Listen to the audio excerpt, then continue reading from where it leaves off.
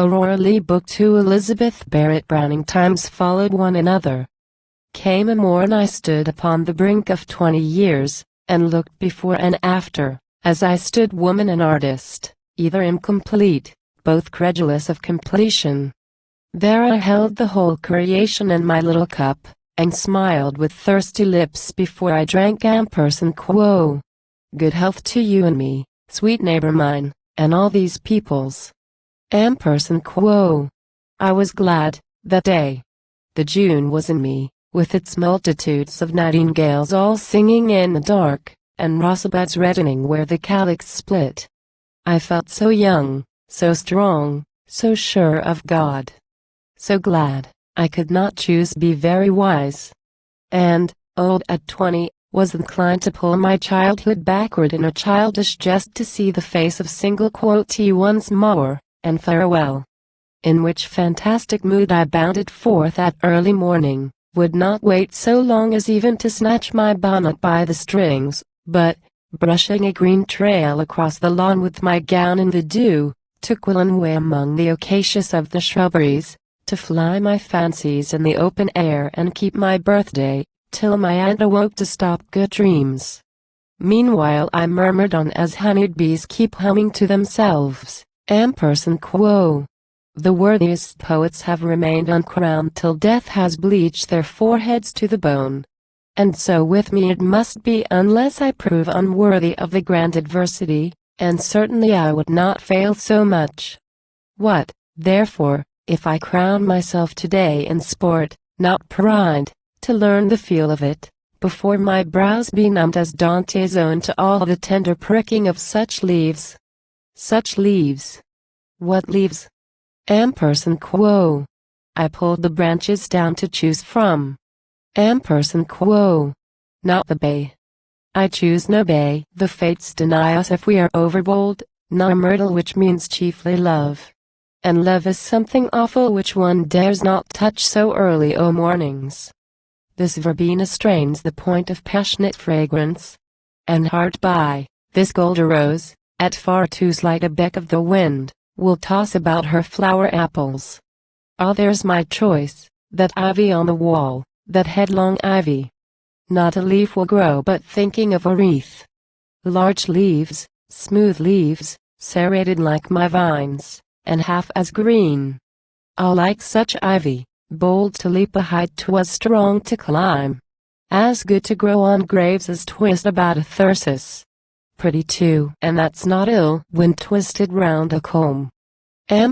Quo.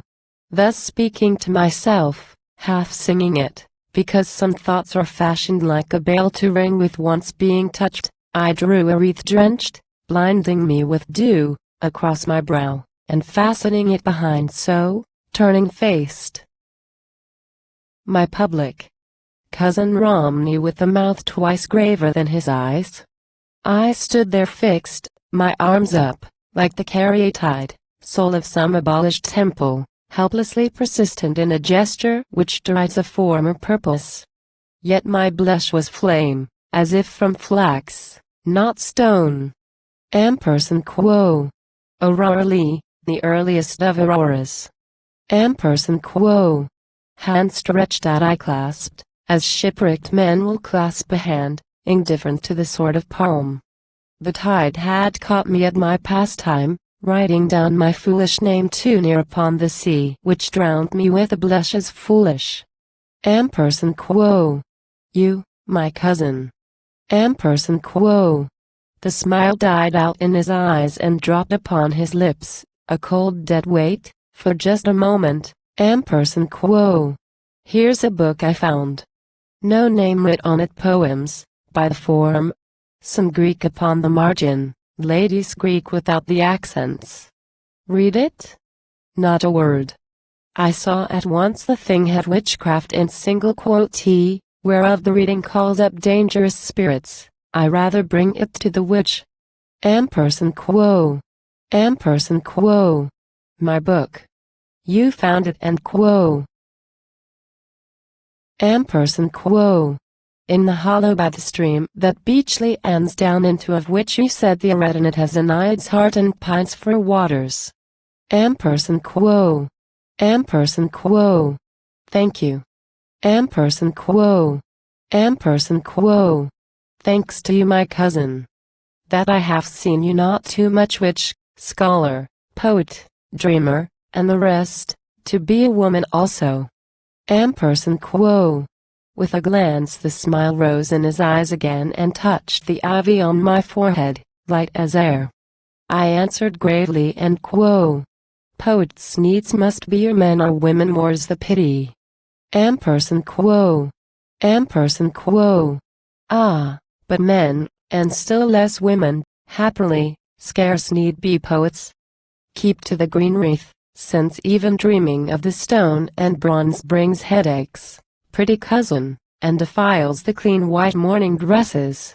Ampersand quo. Ampersand quo. So you judge. Because I love the beautiful I must love pleasure chiefly, and be overcharged for ease and whiteness. Well, you know the world, and only miss your cousin, 'tis not much. But learn this. I would rather take my part with God's dead, who afford to walk in white yet spread his glory, than keep quiet here and gather up my feet from even a step for fear to soil my gown in so much dust. I choose to walk at all risks. Here, if heads that hold a rhythmic thought, much ache perforce, for my part I choose headaches, and today's my birthday. Ampersand quo. Ampersand quo. Dear Aurora, choose instead to cure them. You have balsams. Ampersand quo. Ampersand quo. I perceive. The headache is too noble for my sex. You think the heartache would sound decenter, since that's the woman's special, proper ache, and altogether tolerable, except to a woman. Ampersand quo. Saying which, I loosed my wreath, and swinging it beside me as I walked, half petulant, half playful, as we walked, I sent a sidelong look to find his thought, as falcons set on falconer's finger may, with sidelong head, and startled, braving eye, which means, ampersand quo. You'll see, you'll see. I'll soon take flight, you shall not hinder. Ampersand quo. He, as shaking out his hand and answering and quo. Fly then, ampersand quo. Did not speak, except by such a gesture. Silently we paced, until, just coming into sight of the house windows, he abruptly caught at one end of the swinging wreath, and said ampersand quo. Aurora. Ampersand quo. There I stopped short, breath and all. Ampersand quo. Aurora, let's be serious, and throw by this game of head and heart. Life means, be sure, both heart and head, both active, both complete, and both in earnest. Men and women make the world, as head and heart make human life. Work man, work woman, since there's work to do in this beleaguered earth, for head and heart, and thought can never do the work of love, but work for ends, I mean for uses, not for such sleek fringes do you call them ends, still less God's glory? As we sew ourselves upon the velvet of those baldacquins held twixt us and the sun. That book of yours, I have not read a page of, but I toss a rose up it falls calyx down, you see. The chances are that, being a woman, young and pure, with such a pair of large, calm eyes, you're right as well. An ill. Upon the whole, as other women. If as well, what then? If even a little better? Still, what then? We want the best in art now, or no art. The time is done for facile settings up of minnow gods, nymphs here and tritons there. The polytheists have gone out in God, that unity of bests. No best, no God. And so with art, we say. Give arts divine, direct, indubitable, real as grief, or leave us to the grief we grow ourselves divine by overcoming with mere hope and most prosaic patience. You are young as Eve with nature's daybreak on her face, but this same world you are come to, dearest cause, has done with keeping birthdays, saves her wreaths to hang upon her ruins, and forgets to rhyme the cry with which she still beats back those savage, hungry dogs that hunt her down to the empty grave of Christ. The world's hard-pressed, the sweat of labor and the early curse has, turning acrid in 6,000 years, become the sweat of torture. Who has time, an hour's time? Think. To sit upon a bank and hear the cymbal tinkle in white hands? When Egypt's slain, I say, let Miriam sing. Before where's Moses? Ampersand quo. Ampersand quo. Ah, exactly that. Where's Moses? Is a Moses to be found? You'll seek him vainly in the bulrushes, while I in vain touch cymbals. Yet concede, such sounding brass has done some actual good. The application in a woman's hand, if that were credible, being scarcely spoilt, in colonizing beehives. Ampersand quo. Ampersand quo. There it is. You play beside a deathbed like a child, yet measure to yourself a prophet's place to teach the living. None of all these things can women understand. You generalize nothing, not even grief. Your quick-breathed hearts, so sympathetic to the personal pang, close on each separate knife stroke, yielding up a whole life at each wound, incapable of deepening, widening a large lap of life to hold the world full woe. The human race to you means, such a child, or such a man, you saw one morning waiting in the cold, beside that gate, perhaps. You gather up a few such cases, and when strong sometimes will write of factories and of slaves, as if your father were a Negro, and your son a spinner in the mills. All's yours and you, all, colored with your blood, or otherwise just nothing to you. Why, I call you hard to general suffering. Here's the world half blind with intellectual light, half brutalized with civilization, having caught the plague in silks from Tarsus, shrieking east and west along 1,000 railroads, mad with pain and sin too.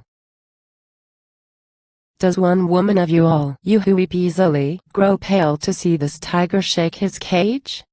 Does one of you stand still from dancing, stop from stringing pearls, and pine and die because of the great sum of universal anguish? Show me a tear wet as Cordelia's, in eyes bright as yours, because the world is mad. You cannot count, that you should weep for this account, not you. You weep for what you know. A red-haired child sick in a fever, if you touch him once, though but so little as with a fingertip, will set you weeping. But a million sick. You could as soon weep for the rule of 3 or compound fractions. Therefore, this same world, uncomprehended by you, must remain uninfluenced by you. Women as you are, mere women, personal and passionate, you give us doting mothers, and perfect wives, sublime Madonnas, and enduring saints. We get no Christ from you, and verily we shall not get a poet, in my mind. Ampersand quo. Ampersand quo. With which conclusion you conclude and quo. Ampersand quo. But this, ampersand quo. That you, Aurora, with the large-lived brow and steady eyelids, cannot condescend to play at art, as children play at swords, to show a pretty spirit, chiefly admired because true action is impossible. You never can be satisfied with praise which men give women when they judge a book not as mere work but as mere woman's work, expressing the comparative respect which means the absolute scorn. Ampersand quo. Oh, excellent, ampersand quo. What grace, what facile turns, what fluent sweeps, ampersand quo. What delicate discernment. Almost thought. Ampersand quo. The book does honor to the sex, we hold. Ampersand quo. Among our female authors we make room ampersand quo. For this fair writer, and congratulate ampersand quo. The country that produces in these times ampersand quo. Such women, competent to spell. Ampersand quo. Ampersand quo. Stop there. Ampersand quo. I answered, burning through his thread of talk with a quick flame of emotion. Ampersand quo. You have read my soul, if not my book, and argue well I would not condescend.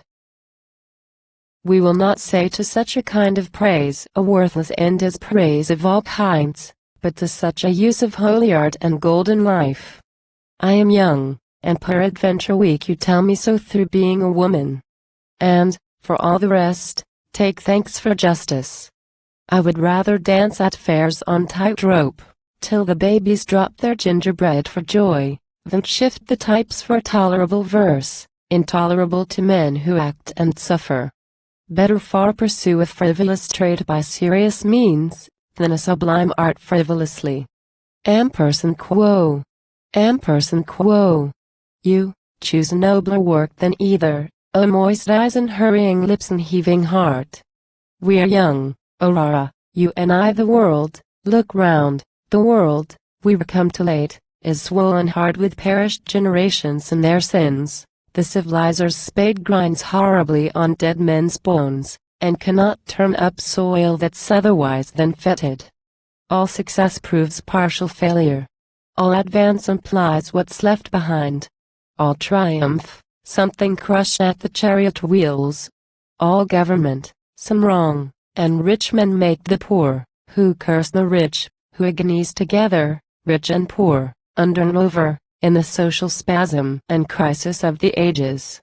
Here's an age that makes its own vocation. Here we have stepped across the bounds of time. Here's naught to see, but just the rich man and just Lazarus, and both in torments, with immediate gulf, though not a hint of Abraham's bosom. Who being man, Aurora, can stand calmly by and view these things, and never tease his soul for some great cure. No physic for this grief, in all the earth and heavens too? Ampersand quo. Ampersand quo. You believe in God, for your part? That he who makes can make good things from ill things, best from worst, as men plant tulips upon dunghills when they wish them finest? Ampersand quo. Ampersand quo. True. A death heat is the same as life heat, to be accurate, and in all nature is no death at all, as men account of death, so long as God stands witnessing for life perpetually, by being just God. That's abstract truth, I know, philosophy, or sympathy with God, but I sympathized with man, not God. I think I was a man for chiefly this, and when I stand beside a dying bed, 'tis death to me. Observe, it had not much consoled the race of mastodons to know, before they went to fossil, that an in their place would quicken with the elephant. They were not elephants but mastodons. And I, a man, as men are now and not as men may be hereafter, feel with men in the agonizing present. Ampersand quo. Ampersand quo. Is it so? Ampersand quo. I said, ampersand quo. My cousin? Is the world so bad, while I hear nothing of it through the trees? The world was always evil, but so bad? Ampersand quo. Ampersand quo. So bad, Aurora. Dear, my soul is grey with poring over the long sum of ill. So much for vice, so much for discontent, so much for the necessities of power, so much for the connivances of fear, coherent in statistical despairs with such a total of distracted life. To see it down in figures on a page, plain, silent, clear, as God sees through the earth the sense of all the graves, that's terrible for one who is not God, and cannot right the wrong he looks on. May I choose indeed, but vow away my years, my means, my aims, among the helpers, if there's any help in such a social strait? The common blood that swings along my veins is strong enough to draw me to this duty. Ampersand quo. Then I spoke. Ampersand quo. I have not stood long on the strand of life, and these salt waters have had scarcely time to creep so high up as to wet my feet. I cannot judge these tides. I shall, perhaps. A woman's always younger than her man at equal years, because she is disallowed maturing by the outdoor sun and air, and kept in long clothes past the age to walk. Ah well, I know you men judge otherwise. You think a woman ripens, as a peach, in the cheeks chiefly. Pass it to me now. I'm young in age, and younger still, I think, as a woman. But a child may say amen to a bishop's prayer and feel the way it goes, and I, incapable to lose the knot of social questions, can approve, applaud august compassion, Christian thoughts that shoot beyond the vulgar white of personal aims. Accept my reverence. Ampersand quo. There he glowed on me with all his face and eyes. Ampersand quo. No other help? Ampersand quo. Said he and quo. No more than so. Ampersand quo. Ampersand quo. What help? Ampersand quo. I asked. Ampersand quo. You'd scorn my help, as nature's self, you say, has scorned to put her music in my mouth because a woman's. Do you now turn round and ask for what a woman cannot give? Ampersand quo. Ampersand quo. For what she only can, I turn and ask, ampersand quo. He answered, catching up my hands in his, and dropping on me from his high brow the full weight of his soul, ampersand quo. I ask for love, and that, she can. For life and fellowship through bitter duties that, I know she can.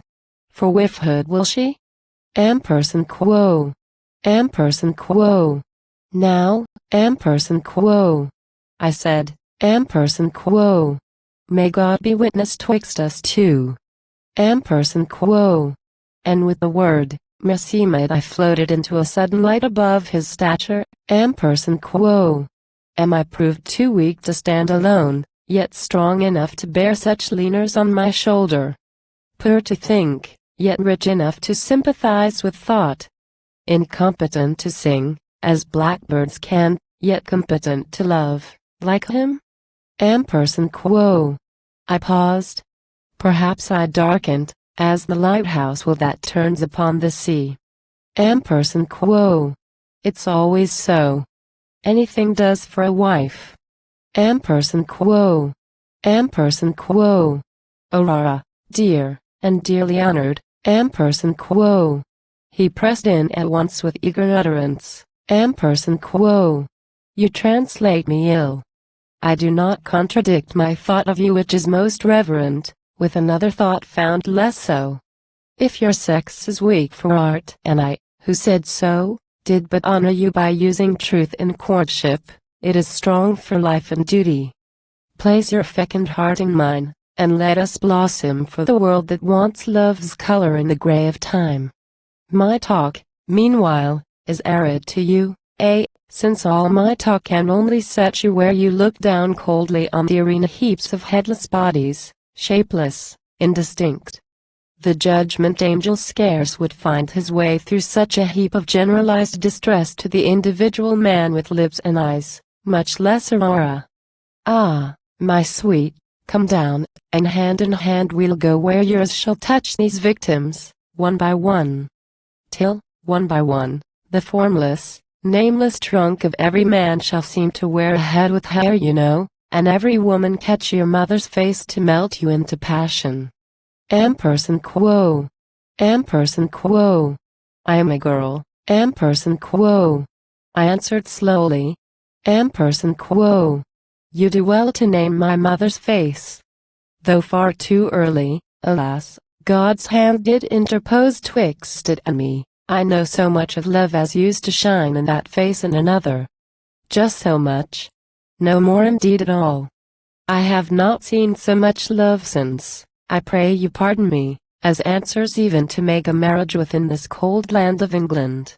What you love is not a woman, Romney, but a cause. You want a helpmate, not a mistress, sir, a wife to help your ends, in her no end. Your cause is noble, your end's excellent, but I, being most unworthy of these and that, do otherwise conceive of love, Farewell. Ampersand quo. Ampersand quo. Farewell, Aurora? You reject me thus? Ampersand quo, he said. Ampersand quo. Sir, you were married long ago.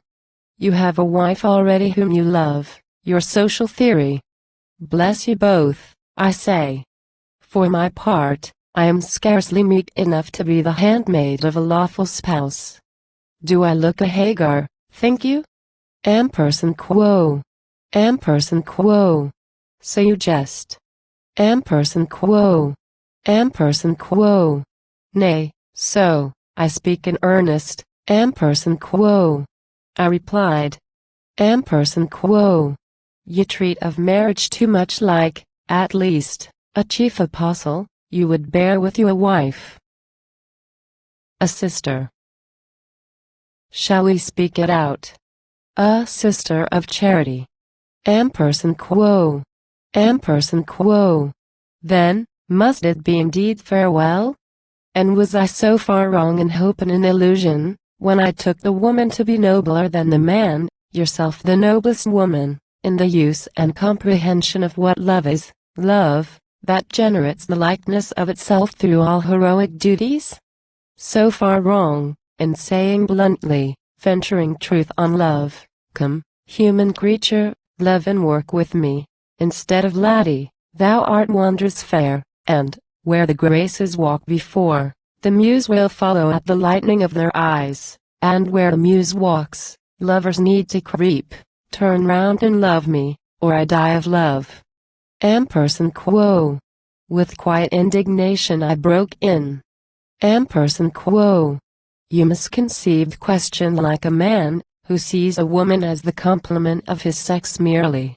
You forget too much that every creature, female as the male, stands single in responsible act and thought as also in birth and death. Whoever says to a loyal woman, love and work with me, will get fair answers if the work and love, being good themselves, are good for her the best she was born for. Women of a softer mood, surprised by men when scarcely awake to life, will sometimes only hear the first word, love, and catch up with it any kind of work, indifferent, so that dear love go with it. I do not blame such women, though, for love, they pick much oakum. Earth's fanatics make too frequently heaven's saints. But me your work is not the best for, nor your love the best, nor able to commend the kind of work for love's sake merely. Ah, you force me, sir, to be overbold in speaking of myself. I too have my vocation, work to do. The heavens and earth have set me since I changed my father's face for theirs, and, though your world were twice as wretched as you represent, most serious work, most necessary work as any of the economists. Reform, make trade a Christian possibility, an individual right no general wrong. Wipe out earth's furrows of thine and mine, and leave one green for men to play at bowls, with innings for them all. What then, indeed, if mortals are not greater by the head than any of their prosperities?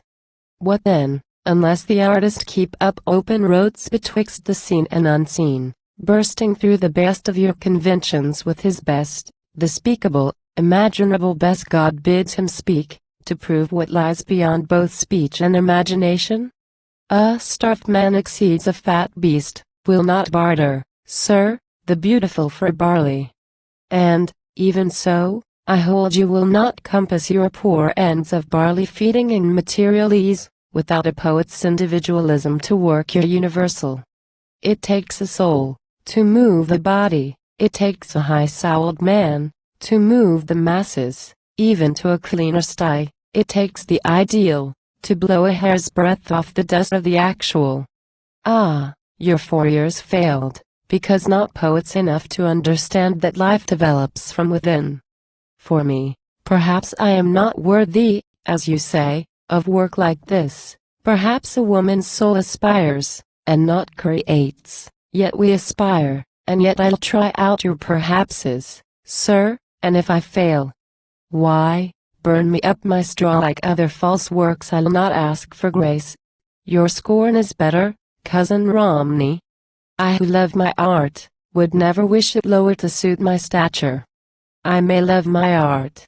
You'll grant that even a woman may love art, seeing that to waste true love on anything is womanly, past question. Ampersand quo. I retain the very last word which I said that day, as you the creaking of the door, years past, which led upon you such disabling news you ever after have been graver. His eyes, the motions in his silent mouth, were fiery points on which my words were caught, transfixed forever in my memory for his sake, not their own. And yet I know I did not love him. Nor he me. That's sure. And what I said is unrepented of, as truth as always.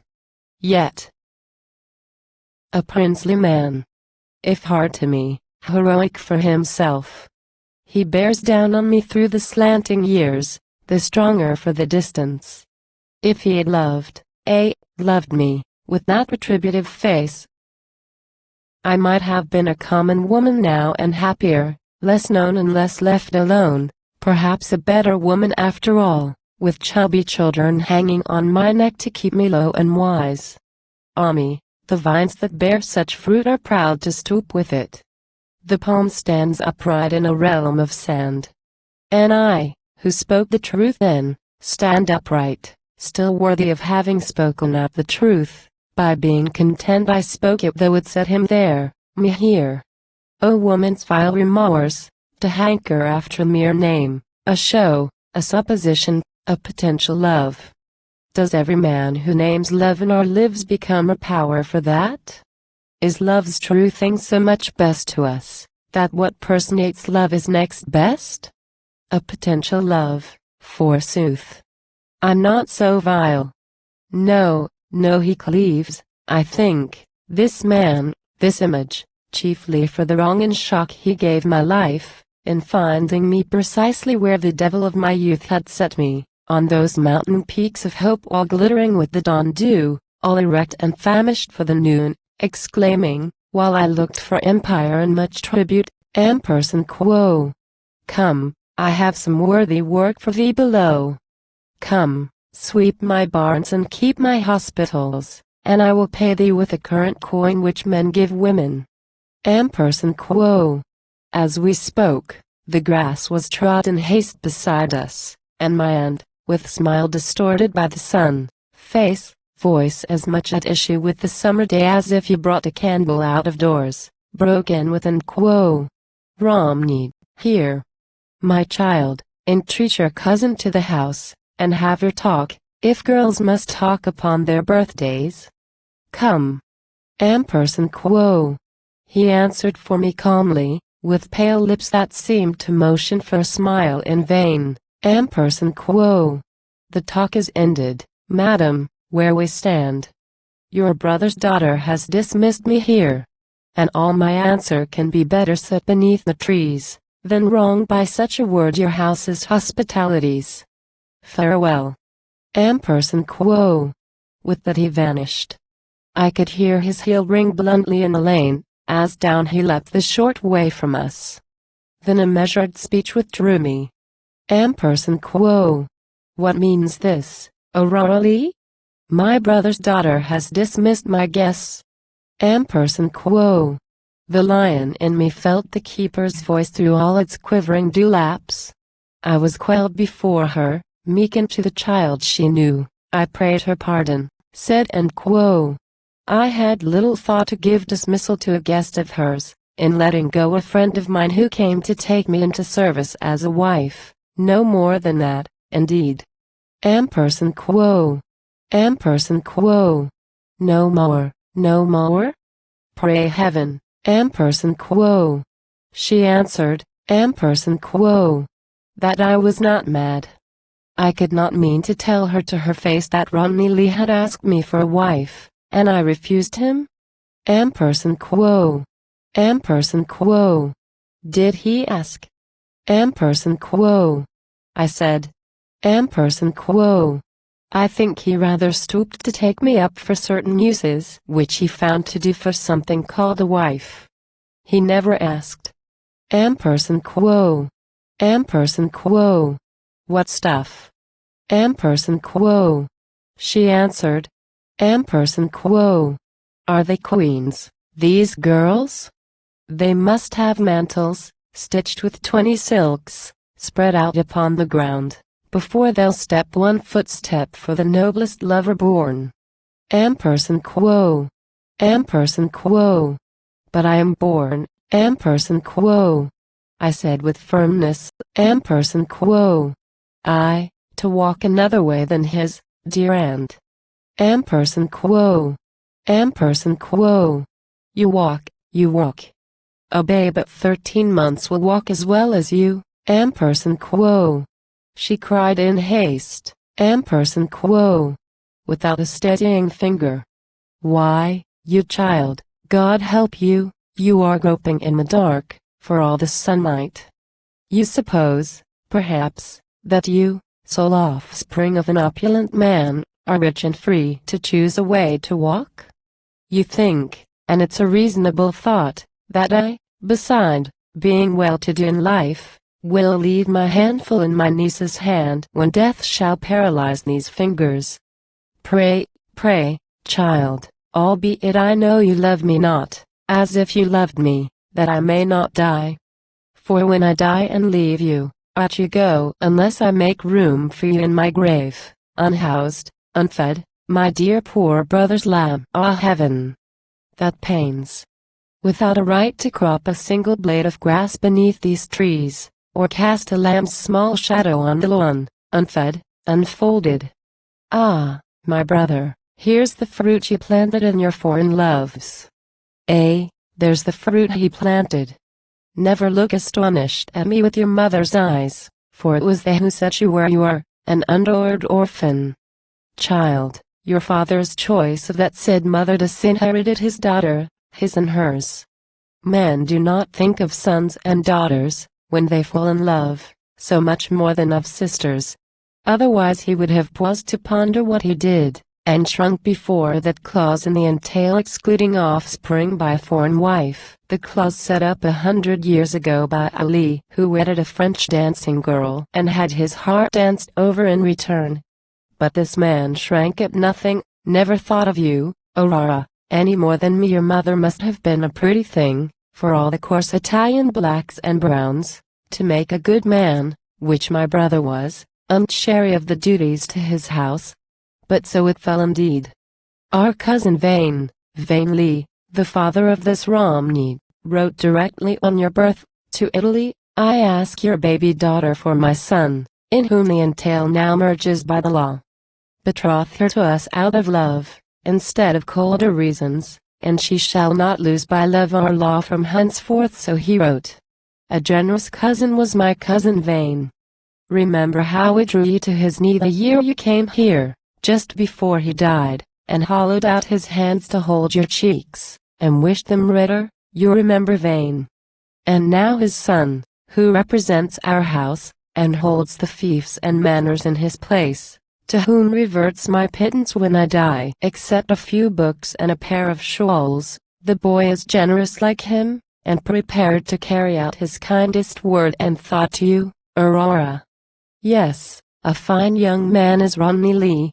Although the sun of youth has shone too straight upon his brain, I know, and fevered him with dreams of doing good to good-for-nothing people. But a wife will put all right, and stroke his temples cool with healthy touches. Ampersand quo. I broke in at that. I could not lift my heavy heart to breathe till then, but then I raised it, and it fell in broken words like these and quo. No need to wait, the dream of doing good to me, at least, is ended, without waiting for a wife to cool the fever for him. We've escaped that danger, thank heaven for it. Ampersand quo. Ampersand quo. You, ampersand quo. She cried, ampersand quo. Have got a fever. What, I talk an hour long to you, I instruct you how you cannot eat or drink, or stand or sit or even die, like any decent wretch in all this unroofed and unfurnished world, without your cousin, and you still maintain there's room twixt him and you for flirting fans and running knots and eyebrows. You must have a pattern lover sighing on his knee? You do not count enough, a noble heart above book patterns, which this very morn unclosed itself into dear father's names to embrace your orphaned life? Fie, fie. But stay, I write a word, and counteract this sin. Ampersand quo. She would have turned to leave me, but I clung. Ampersand quo. Oh sweet my father's sister, hear my word before you write yours. Cousin Vane did well, and Cousin Romney well, and I well too, in casting back with all my strength and will the good they meant me. Oh my God, my God. God meant me good, too, when he hindered me from saying yes this morning. If you write a word, it shall be no. I say no, no.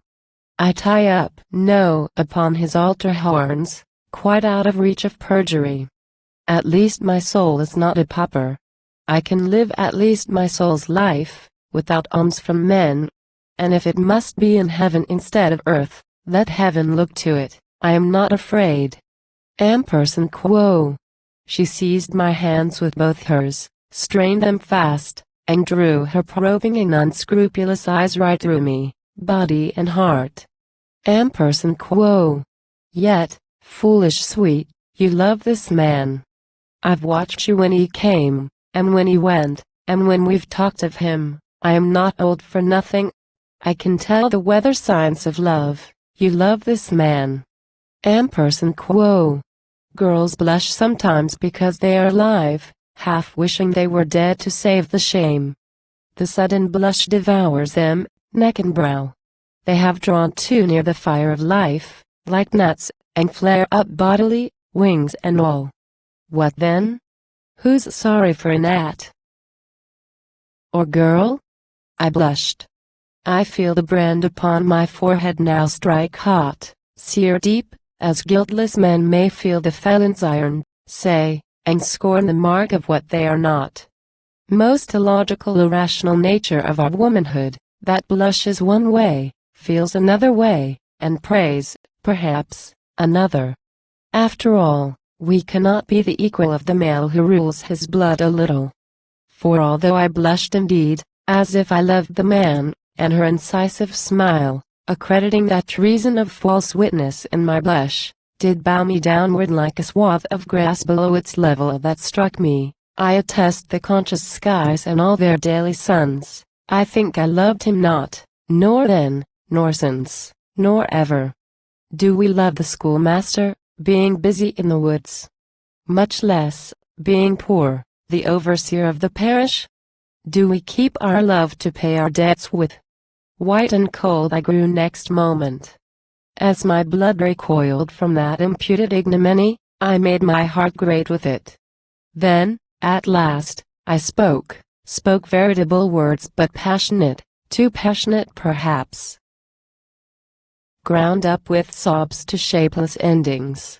She let fall my hands and took her smile off, in sedate disgust, as peradventure she had touched a snake, a dead snake, mind. And, turning round, replied, Ampersand quo. We'll leave Italian manners, if you please.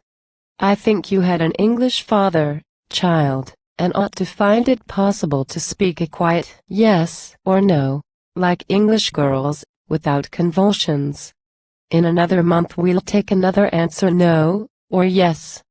Ampersand quo. With that, she left me in the garden walk. I had a father. Yes, but long ago. How long it seemed that moment. Oh, how far and safe, God, dost thou keep thy saints when once gone from us. We may call against the lighted windows of thy fair June heaven, where all the souls are happy, and not one, not even my father, look from work or play to ask, Ampersand quo. Who is it that cries after us, below there, in the dusk?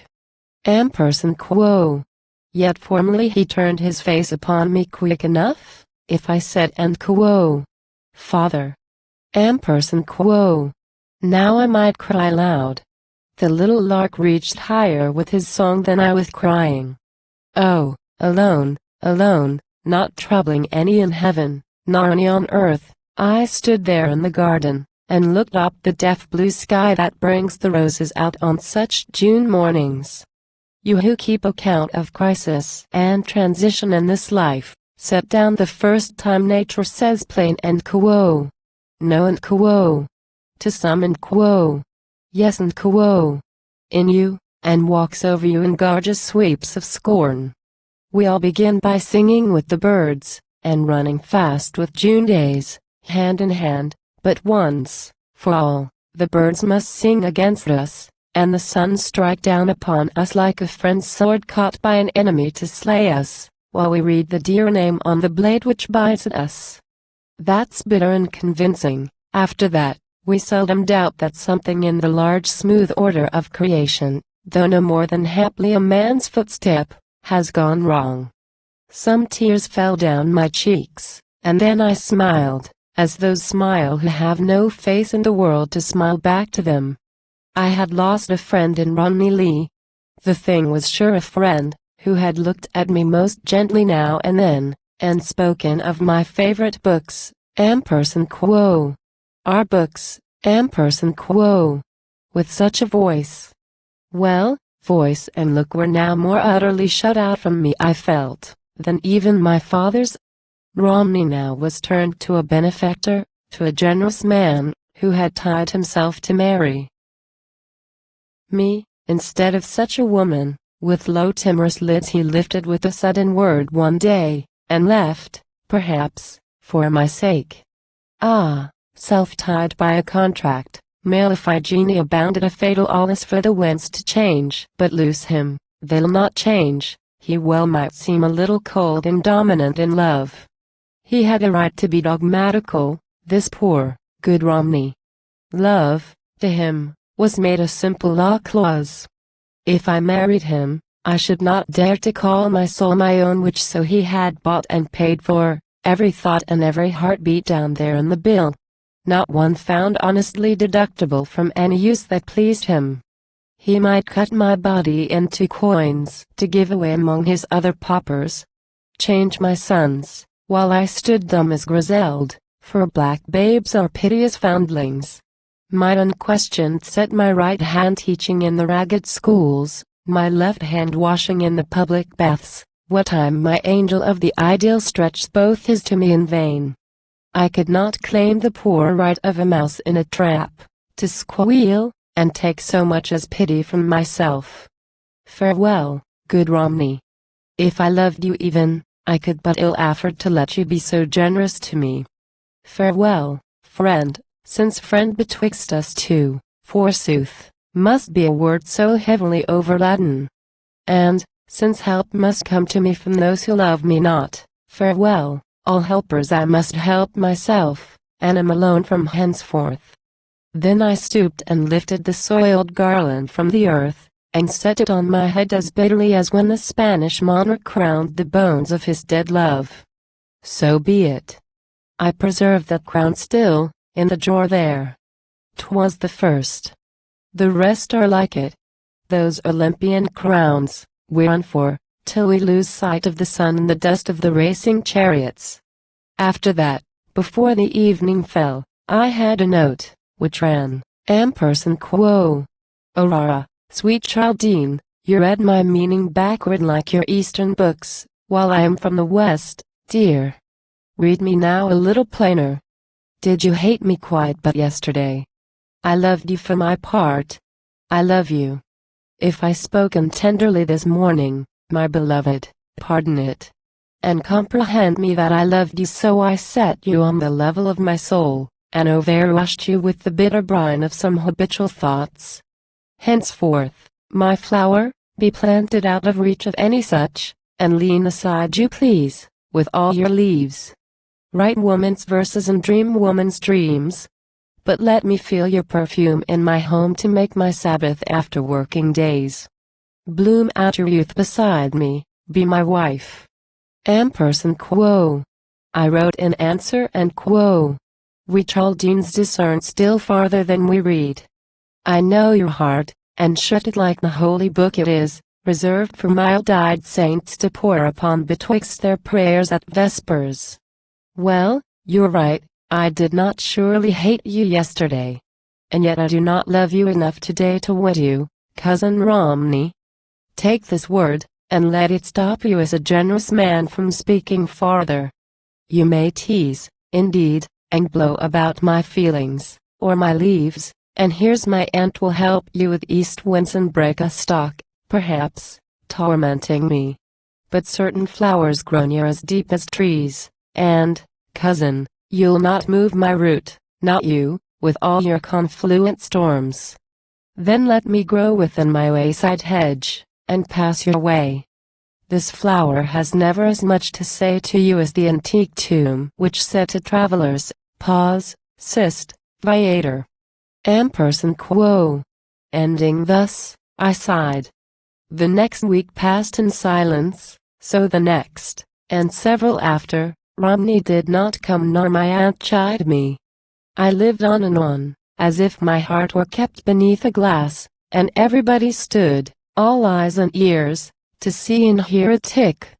I could not sit, nor walk, nor take a book, nor lay it down, nor sew on steadily, nor drop a stitch, and a sigh with it, but I felt her look still cleaving to me, like the sucking asp to Cleopatra's breast, persistently through the intermittent pantings.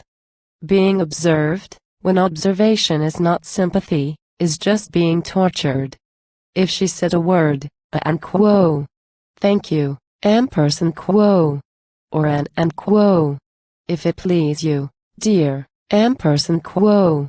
She meant a commendation, or, at best, an exorcism against the devildom which plainly held me. So with all the house. Susanna could not stand and twist my hair without such glancing at the looking-glass to see my face there, that she missed the plate. And John, I never sent my plate for soup, or did not send it, but the foolish John resolved the problem, twixt his napkin thumbs, of what was signified by taking soup or choosing mackerel. Neighbors who drooped in on morning visits, feeling a joint wrong, smiled admonition, sat uneasily, and talked, with measured, emphasized reserve, of parish news, like doctors to the sick, when not called in, as if, with leave to speak, they might say something. Nay, the very dog would watch me from his sun-patch on the floor, in alternation with the large black fly not yet in reach of snapping. So I lived. A Roman died so? Smeared with honey, teased by insects, stared to torture by the noon, and many patient souls 'neath English roofs have died like Romans. I, in looking back, wish only, now, I had borne the plague of all with meeker spirits than were rife at Rome. For, on the 6th week, the Dead Sea broke up, dashed suddenly through beneath the heel of him who stands upon the sea and earth and swears time shall be nevermore. The clock struck 9 that morning too. No lark was out of tune, the hidden farms among the hills breathed straight their smoke toward heaven, the lime tree scarcely stirred beneath the blue weight of the cloudless sky, though still the July air came floating through the woodbine at my window, in and out, with touches of the outdoor country news for a bending forehead.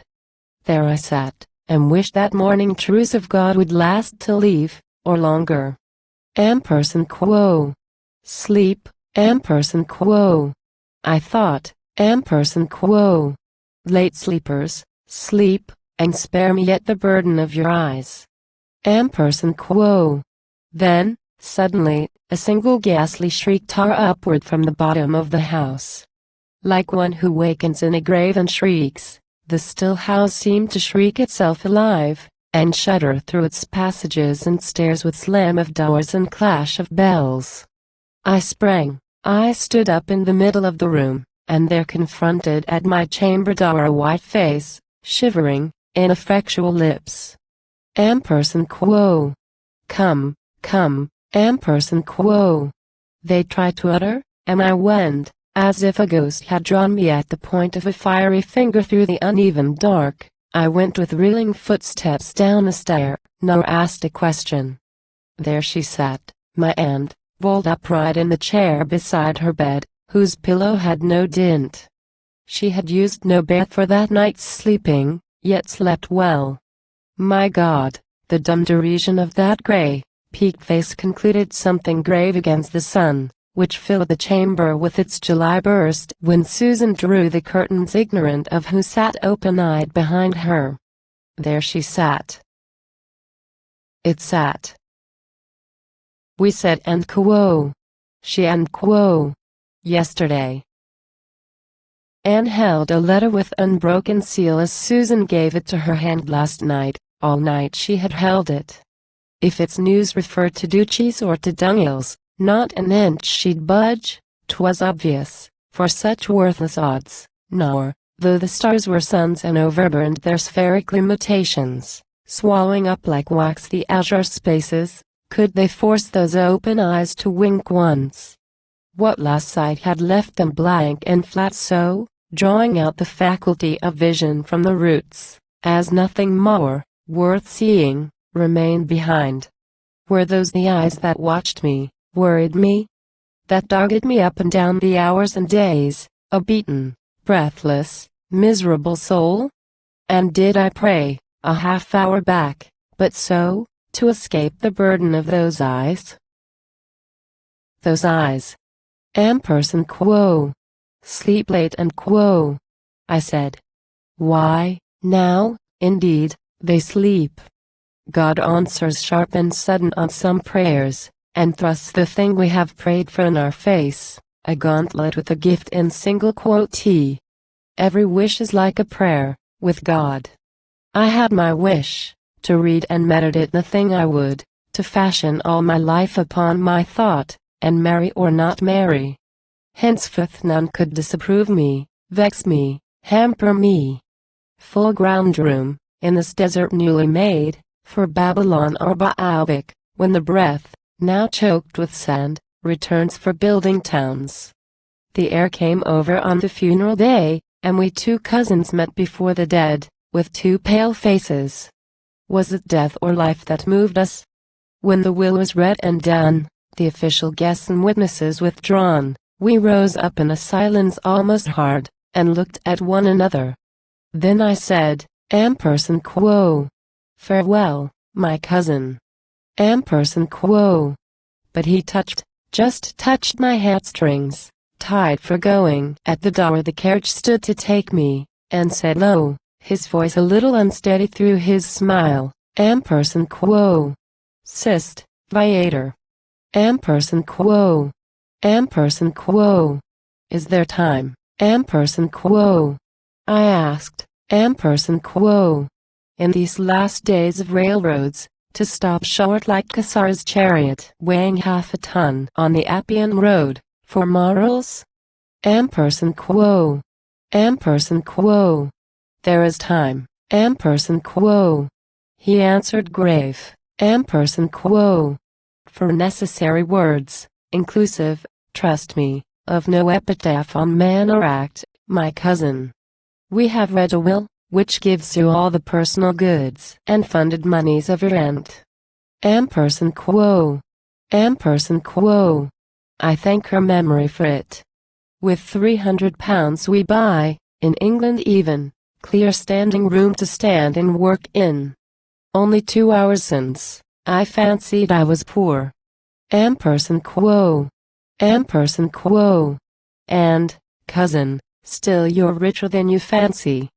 The will says, £300, and any other sum of which the said testatrix dies possessed. I say she died possessed of other sums. Ampersand quo. Ampersand quo. Dear Romney, need we chronicle the pence? I'm richer than I thought, that's evident. Enough so. Ampersand quo. Ampersand quo. Listen rather. You've to do with business and a cousin, Ampersand quo. He resumed, Ampersand quo. And both, I fear, need patience. Here's the fact. The other sum, there is another sum, unspecified in any will which dates after possession, yet bequeathed as much and clearly as those said £300, is 30,000. You will have it paid when? Where? My duty troubles you with words. Ampersand quo. He struck the iron when the bar was hot. No wonder if my eyes sent out some sparks. Ampersand quo. Pause there. I thank you. You are delicate and glowing gifts. But I, who share your blood, am rather made for giving, like yourself, than taking, like your pensioners. Farewell. Ampersand quo. He stopped me with a gesture of calm pride. Ampersand quo. Ali, ampersand quo. He said, ampersand quo. Gives largesse and gives love, but glozes never. If Ali could gloze, he would not do it. Moreover, to Ali, with blood trained up along 9 centuries to hound and hate a lie from eyes like yours. And now we'll make the rest as clear. Your aunt possessed these monies. Ampersand quo. Ampersand quo. You will make it clear, my cousin, as the honor of us both, or one of us speaks vainly. That's not I. My aunt possessed this sum, inherited from whom, and when? Bring documents, prove dates. Ampersand quo. Ampersand quo. Why now did you throw your bonnet off as if you had time left for a logarithm? The faith's the want. Dear cousin, give me faith, and you shall walk this road with silken shoes, as clean as any lady of our house supposed the proudest. Oh, I comprehend the whole position from your point of sight. I oust you from your father's halls and lands and make you poor by getting rich, that's law. Considering which, in common circumstance, you would not scruple to accept from me some compensation, some sufficiency of income that were justice. But, alas, I love you, that's mere nature. You reject my love, that's nature also. And at once, you cannot, from a suitor disallowed, a hand thrown back as mine is, into yours receive a doit, a farthing, not for the world. That's woman's etiquette, and obviously exceeds the claim of nature, law, and right, unanswerable to all. I grant, you see, the case as you conceive it, leave you room to sweep your ample skirts of womanhood, while, standing humbly squeezed against the wall, I own myself excluded from being just, restrained from paying indubitable debts, because denied from giving you my soul. That's my misfortune. I submit to it as if, in some more reasonable age, 'twould not be less inevitable. Enough. You'll trust me, cousin, as a gentleman, to keep your honor, as you count it, pure, your scruples just as if I thought them wise, safe and inviolate from gifts of mine. Ampersand quo. I answered mild but earnest. Ampersand quo. I believe in no one's honor which another keeps, nor man's nor woman's. As I keep, myself, my truth and my religion, I depute no father, though I had one this side death, nor brother, though I had 20, much less you, though twice my cousin, and once Romney Leigh, to keep my honor pure. You face, today, a man who wants instruction, mark me, not a woman who wants protection. As to a man, show manhood, speak out plainly, be precise with facts and dates. My aunt inherited this sum, you say, and quo. Ampersand quo. I said she died possessed of this, dear cousin. Ampersand quo. Ampersand quo. Not by heritage. Thank you, we're getting to the facts at last. Perhaps she played at commerce with a ship which came in heavy with Australian gold? Or touched a lottery with her finger end, which tumbled on a sudden into her lap some old Rhine tower or principality? Perhaps she had to do with the marine sub-transatlantic railroad, which prepays as well as presupposes? Or perhaps some stale ancestral debt was afterpaid by 100 years, and took her by surprise. You shake your head, my cousin. I guess ill. Ampersand quo. Ampersand quo. You need not guess, Aurora, nor deride. The truth is not afraid of hurting you. You'll find no cause, in all your scruples, why your aunt should cavil at a deed of gift twixt her and me. Quo. Quo. I thought so. A gift. Quo. Quo. You naturally thought so. Quo. He resumed. Quo. A very natural gift. Quo. Quo. A gift, a gift. Her individual life being stranded high above all want, approaching opulence, too haughty was she to accept a gift without some ultimate aim. I see, a gift intended plainly for her heirs, and so accepted. If accepted. Indeed that might be. I am snared perhaps just so. But, cousin, shall I pardon you, if thus you have caught me with a cruel springe? Quo. He answered gently. Quo. Need you tremble and pant like a netted lioness? Is single quotee my fault, mine, that you a grand wild creature of the woods and hate the stall built for you? Anyway, though triply netted, need you glare at me? I do not hold the cords of such a net. You're free from me, Aurora. Quo. Quo. Now may God deliver me from this strait. This gift of yours was tendered. When? Accepted. When? Quo. I asked. Quo. A month. A fortnight since. 6 weeks ago it was not tendered. By a word she dropped I know it was not tendered nor received. When was it? Bring your dates. Quo. Quo. What matters when? A half hour ere she died, or a half year, secured a gift, maintains the heritage inviolable with law. As easy pluck the golden stars from heaven's embroidered stole to pin them on the grey side of this earth, as make you poor again, thank God. Quo. Quo. Net poor nor clean again from henceforth, you thank God? Well, sir, I ask you, I insist at need, vouchsafe the special date, the special date. Quo. Quo. The day before her death day. Quo. He replied. Quo. The gift was in her hands. We'll find that deed, and certify that date to you. Quo. As one who has climbed a mountain height and carried up his own heart climbing, panting in his throat with the toil of the ascent, takes breath at last, looks back in triumph, so I stood and looked. Quo. Dear cousin Romney, we have reached the top of this steep question, and may rest, I think.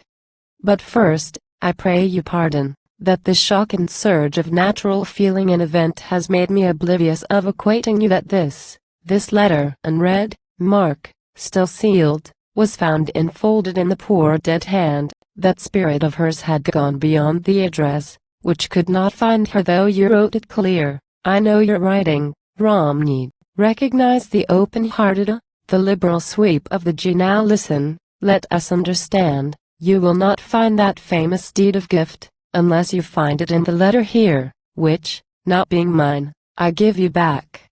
Refuse to take the letter? Well then you and I, as writer and as heiress, open it together, by your leave. Exactly so, the words in which the noble offerings made are nobler still, my cousin. And, I own, the proudest and most delicate heart alive, distracted from the measure of the gift by such a grace in giving, might accept your largesse without thinking any more of the burthen of it, than King Solomon considered, when he wore his holy ring charactered over with the ineffable spell. How many carats of fine gold made up its money value? So, Leigh gives to Leigh. Or rather, might have given, observe, for that's the point we come to. Here's a proof of gift, but here's no proof, sir, of acceptancy, but, rather, disproof.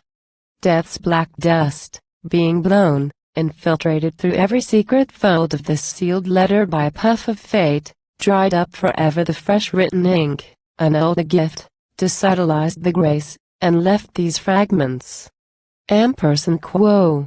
As I spoke, I tore the paper up and down and up and crosswise, till it fluttered from my hands, as forest leaves, stripped suddenly and wrapped by a whirlwind on Valdarno, drop again, drop slow, and strew the melancholy ground before the Amazed hills. Why, so, indeed, I'm writing like a poet, somewhat large in the type of the image, and exaggerate a small thing with a great thing, topping it, but then I'm thinking how his eyes looked, with what despondent and surprised reproach. I think the tears were in them as he looked. I think the manly mouth just trembled. Then he broke the silence. Quo. I may ask, perhaps, although no stranger. Only Romney Leigh, which means still less than Vincent Carrington, your plans and going hence, and where you go. This cannot be a secret. Quo. Quo. All my life is open to you, cousin. I go hence to London, to the gathering place of souls, to live mine straight out, vocally, in books, harmoniously for others, if indeed a woman's soul, like man's, be wide enough to carry the whole octave that's to prove, or, if I fail, still purely for myself. Pray God be with me, Romney. Quo. Quo. Ah, poor child, who fight against the mother's tiring hand, and choose the headsman's. May God change his world for your sake, sweet, and make it mild as heaven, and juster than I have found you. Quo. But I paused. Quo. And you, my cousin? Quo. Quo. I, quo. He said, quo. You ask? You care to ask? Well, girls have curious minds, and fain would know the end of everything, of cousins therefore with the rest. For me, Aurora, I've my work. You know my work. And, having missed this year some personal hope, I must beware the rather that I miss no reasonable duty. While you sing your happy pastorals of the meads and trees, bethink you that I go to impress and prove on stifled brains and deafened ears, stunned deaf, crushed dull with grief, that nature sings itself, and needs no mediate poet, lute or voice, to make it vocal. While you ask of men your audience, I may get their leave perhaps for hungry orphans to say audibly, "We're hungry," see, for beaten and bullied wives to hold their unweaned babies up in sight, whom orphanage would better, and for all to speak and claim their portion. By no means of the soil, but of the sweat in tilling it, since this is nowadays termed privilege, to have only God's curse on us, and not man's. Such work I have for doing, elbow deep in social problems, as you tie rhymes, to draw my uses to cohere with needs and bring the uneven world back to its round, or, failing so much, fill up, bridge at least to smoother issues some abysmal cracks and feuds of earth, intestine heats have made to keep men separate, using sorry shifts of hospitals, almshouses, infant schools, and other practical stuff of partial good you lovers of the beautiful and whole despise by system. Quo. Quo. I despise. The scorn is yours, my cousin. Poets become such through scorning nothing. You decry them for the good of beauty sung and taught by them, while they respect your practical partial good as being a part of beauty's self. Adieu. When God helps all the workers for his world, the singers shall have help of him, not last. Quo. He smiled as men smile when they will not speak because of something bitter in the thought. And still I feel his melancholy eyes look judgment on me. It is 7 years since, I know not if 'twas pity or 'twas scorn has made them so far-reaching, judge it ye who have had to do with pity more than love and scorn than hatred. I am used, since then, to other ways, from equal men. But so, even so, we let go hands, my cousin and I, and in between us rushed the torrent world to blanch our faces like divided rocks, and bar forever mutual sight and touch except through swirl of spray and all that roar.